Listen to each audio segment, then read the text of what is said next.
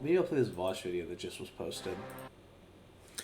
Yeah, this is a Vaush. He's a political streamer. He's kind of like a yeah.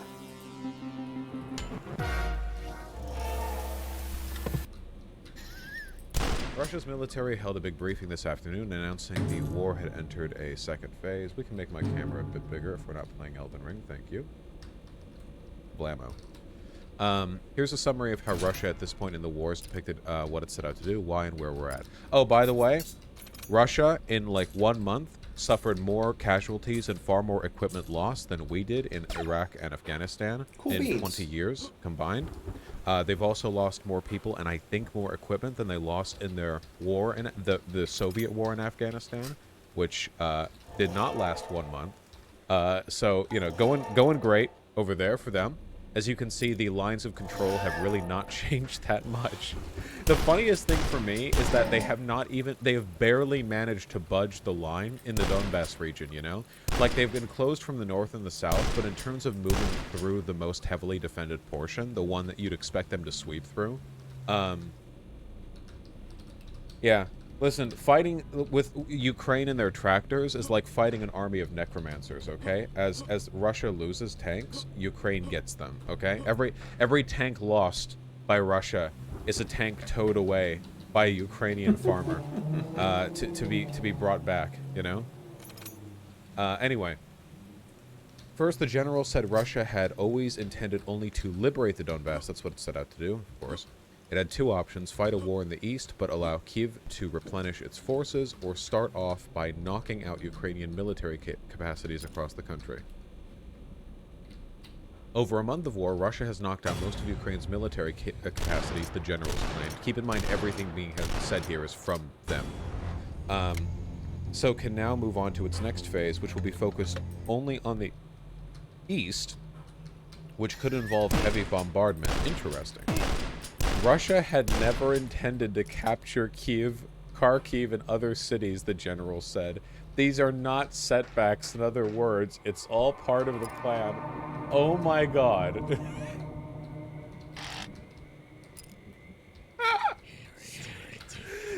Dude, they're such sore losers. Oh my god. Jesus. At least when the Taliban took over Afghanistan 6 hours after he left, like, the American generals and Biden weren't like, yeah, we intended them to take over 6 hours after. Like, Jesus, just okay. And the plan was to distract Ukrainian forces while Russia, Donetsk, Luhansk made territorial gains in the east. Numerous statements made about not targeting civilian infrastructure, avoiding civilian casualties, of course, blah, blah, blah, blah. Defense Ministry briefing also shared... By the way, just in case you guys were wondering, like, not only has Russia engaged in indiscriminate shelling of multiple cities, they're also attacking humanitarian aid and denying Ukraine the ability to form humanitarian corridors to try to get people to extraction. In fact, I think there was actually a military official recently who said that he would surrender to Russia as long as they allowed him to enter the city and escape with all of the children. Like, as long as... Which city was that? Like, if he could enter the city and get all the children to safety, he would turn himself over to Russia afterwards. It was Mariupol? Gotcha. If anyone has a link to that, I'd like to show it. The real Kharkiv kid finder. An actual hero. I've heard people saying Azov's been destroyed or something in Mariupol. Yeah, apparently the Azov battalion has been, like, wiped or something like that. They fought... I think they were fighting Chechen forces, right? And apparently they've been sort of wiped, which, as far as I'm concerned, is a W for both Russia and Ukraine, and is therefore just an unambiguous humanitarian good. Can't really argue with that. Yeah, Nazis killing Nazis.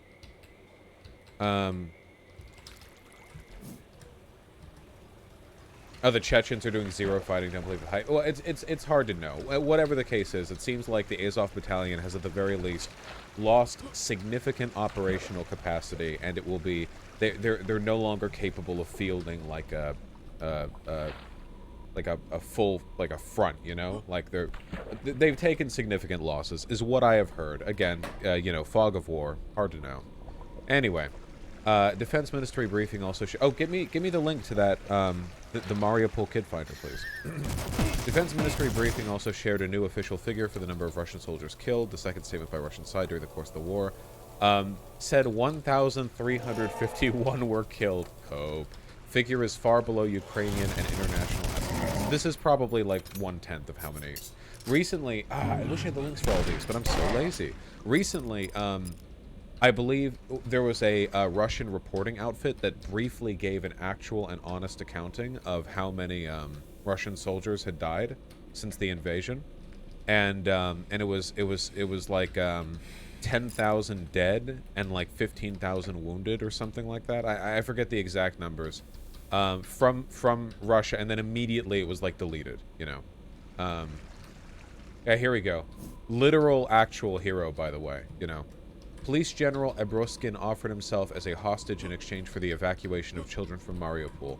Actual, genuine, literal hero. Today, in the completely destroyed city, there are many children left who, if not saved now, they will die in the coming days. Time is running out. I appeal to the Russian invaders. Give them the opportunity to take the children out of Mariupol instead of the still living children. I offer myself. Yes, I ask you to let me to Mariupol to collect the children and organize their removal. I need 3 days in the city. At the last checkpoint during the return journey with the children, I surrender. Abroskin addressed the Russian invaders. God damn. Casualty numbers you're talking about? Yeah, it was something like this. It was like very, very, very briefly. There was an outfit. Yeah, news outlet issued. Pro-Kremlin tabloid Komsomolskaya Pravda revealed on March 21st that nearly 10,000 Russian troops have been killed in Ukraine's war before hastily removing the info from its news portal. Later, the news outlet issued a statement saying that it had been hacked. Impossible to know the truth. Is this incompetence? Is this malicious, like, incompetence? You know, is it deliberate? Is it not? It's impossible to know. My guess is that it's dissidents who are deliberately doing this in order to undermine propaganda from the Kremlin. That's my guess. I don't know that. I have no way of proving it. I will never be able to prove it unless someone comes out and admits it, which I hope they do one day. That'd be pretty cool. But it's what I believe. Children were the rut for Vladimir Putin's war. Yeah, this is like pretty grim stuff. If you guys want to go looking for evidence of the damage this war has done, yeah, I don't. Not to shy away from it. It's just, you know, you can kind of get you can kind of intuit what a lot of what I would have to say would be. Isn't it something like literally 1/2 of the children in Ukraine have been displaced at this point? Like 1/2 of all of the under 18s in Ukraine have been forced to leave their homes at this point.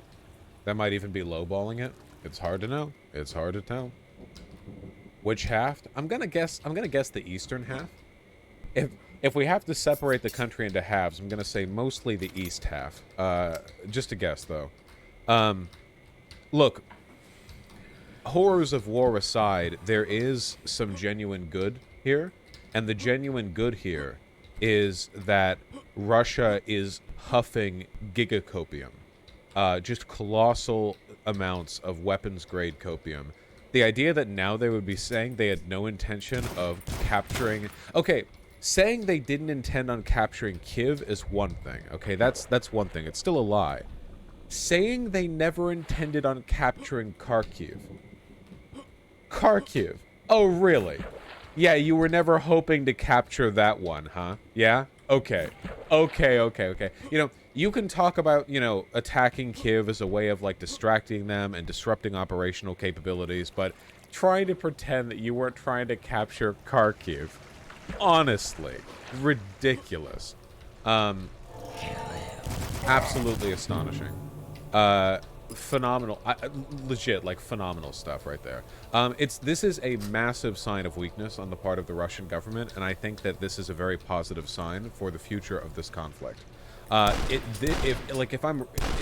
Unless this is some kind of 4D chess misdirection before they unveil the, like, Evangelion mechas they're going to be deploying in the Donbass region, this seems to me like an indication that they have given up on the possibility of winning a full, like, conquest of Ukraine, which was undeniably their original goal. It seems like they've given up on it. And maybe not given up, but at the very least, they're like, you know, it's not something they're confident they're going to be able to achieve. Which is very, very, very funny. They literally pushed from east to Kiev, but never wanted to capture it. Yes. Hey, bro. Just trust me, bro. Just trust me. We committed thousands of armored vehicles on 2 fronts from the north and from the east to encircle Kiev, and committed a massive shelling campaign of it. Had a 40-mile-long convoy headed to Kiev. Bro, it was just to distract them, bro. Bro, we were just Bro, we traveled across 200 miles of Ukrainian marshland for the memes, bro. Oh yeah, Kharkiv. We just, you know, lost hundreds of soldiers fighting a gritty block-by-block battle for a month for fun, bro. Like, Jesus Christ. Okay. Yeah, okay. It was just a prank, bro. It's just a prank. Sanctions see Russians panic buy antidepressant sleeping pills. Jesus, that's grim. Russians have rushed to stock up on antidepressant sleeping pills and contraceptives, among other products. Data released with people buying a month worth of medicine just in 2 weeks. Official opinions was most Russians support Putin's decision to send troops in. Social media interviews and anecdotal data suggest many Russians have been distressed by the severity of the sanctions. It's really, really, really difficult to trust any official information on what, like, support for Putin is, because it's a dictatorship and Putin, like, arrests and kills dissidents pretty often. So it's unfortunate because, like, from a sociological perspective, what I want is, like, very concrete polling data, you know? But it's not like we have Reuters over there, like, conducting independent polling. The polling that's done in Russia is done by Russia. So it's really, really, really difficult to look at the numbers there and go like, oh, yes, of course. Well, obviously, that's reliable, you know? Russian forces no longer have full control of Kherson. Yeah, I heard that as well. Phenomenal stuff, really. Ukraine has been just kicking them to the curb. Just kicking them to the curb. Fantastic stuff. Memes aside, I don't think Ukraine is going to keep all its territory before the war. So the really big question here is, let's assume a positive scenario in which Russia is beaten back, you know. No nuclear involvement. Ukraine is successful in recapturing most of its territory. The real question for me would be, what about the Donbass region? Because I imagine that after, like, imagine you're like Zelensky, you're Ukraine, right? Like, imagine that after 8 years of proxy war in the Donbass region, you are invaded by the largest country on the planet, and you win. If I was Ukraine, I would reconquer. I would reduce this part of the Donbass to ash. Not necessarily because that's the best thing to do, but because, holy shit, can you imagine them, like, after beating back Russia, can you imagine them returning to, like, the line of conflict in 2014, and then going like, okay, and now the rest of this can continue being like a Russian separatist hellhole? Yeah, I don't know. I see, like, there are 3 possibilities here. One of them, I'll talk about Crimea in a second. One of them is that Ukraine hopped up on, like, blood, marches east, and reconquers every square inch of dirt up to the border. This would be difficult, but possible, I think, if they manage to beat Russia back everywhere else. That's one. Especially since I'm pretty sure that recently Zelensky made a plea for more weapons from the West because they have adequate defensive capabilities, but they don't have adequate offensive capabilities. Which suggests to me that right now the Ukrainian brass aren't just thinking about defending their cities, but reconquering territory that Russia currently occupies. I just pray to God they don't lose their marbles and decide to move within the Russian border, because if they do, we're going to have an entirely separate set of problems on our hands. That would be an inadvisable decision for a variety of reasons. It would make them look very bad historically. I think that's highly unrealistic. Yes, it is, and I really hope it doesn't happen. Anyway, that's one possibility. A second possibility is that Ukraine returns to the previous line of conflict and just goes back to the status quo. This doesn't seem likely to me. And that the third is that essentially Russia and Ukraine agree to a ceasefire and the Donbass region turns into the DMZ, basically. Like, it's like essentially like it becomes as policed and as watched on both borders as like the North-South Korean border, where there are like guard outposts every 5 feet along this massive border, and that everyone inside either lives essentially in a concentration camp or they leave, and it just turns into a like millions of acres. Is it million? I think this might be millions of acres. Ukraine's pretty big, like a huge amount of territory, just being like left. It's completely empty, which is possible. You know, this could end up being like the new Iron Curtain, I guess. Oh, if Ukraine does want to join NATO, they can't have any conflicts going on within their borders, which makes me think that they're going to cede Crimea to Russia as part of their ceasefire. That's a feeling. In fact, they might make a trade, the Donbass region for Crimea officially being recognized as part of Russia, for a couple of reasons. First of all, the people in Crimea were always the most politically affiliated with Russia. This is often overstated by tankies and Russian apologists, but it is true just broadly. It's possible Ukraine wouldn't think it's worth the effort, and that would allow them potentially to get NATO membership in the future, because if they recognize Crimea as part of Russia, the rest of the world probably would as well, and that would mean it's no longer a conflict within their borders. As for the Donbass region, if they could get that in a concession, the thing that I would be curious about is, like, what happens if Russia goes back to its old game and they just continue, like, funding secessionists in the Donbass region after the cessation of arms? Like, what? Does Ukraine just, like, do the whole fuck around, find out shit and just invade? Like, what? Like, what? Okay, listen. Also, hi, Shu. Listen, new plan, guys, okay? New plan, all right? We establish a new Donbass region within the Russian border. It's brilliant. Ukraine reconquers the Donetsk and Luhansk regions, okay? Declares a special military operation in Western Russia, and then after 8 years of fighting and conflict, declares these areas breakaway states that are actually ethnically Ukrainian. It's perfect. It's perfect. It's the only way out. It's the only way forward. In all seriousness, though, the problem with any kind of, like, ceasefire in the region is that Putin, as a leader, is just fundamentally untrustworthy, you know? Yeah, that's true. Like, there's no reason to ever believe that any cessation of violence would, like, be respected by Russia's side. So, it's really difficult to imagine, like, peace without Putin being suicided in the back of the head. I don't know. It's very difficult for me to imagine, like, genuine peace in the region, no matter what happens to Russia, unless Putin dies. Like, I understand that sounds hyperbolic, but, like, it doesn't not. Can you guys imagine, after everything Russia has done, that it would respect a ceasefire? They had a ceasefire back in, like, 2014. They had Minsk 1 and 2, and they just ignored both of them and kept funding secessionist groups in the Donbass region. Yeah, it's just... Yeah, I don't know. Alright, that was interesting.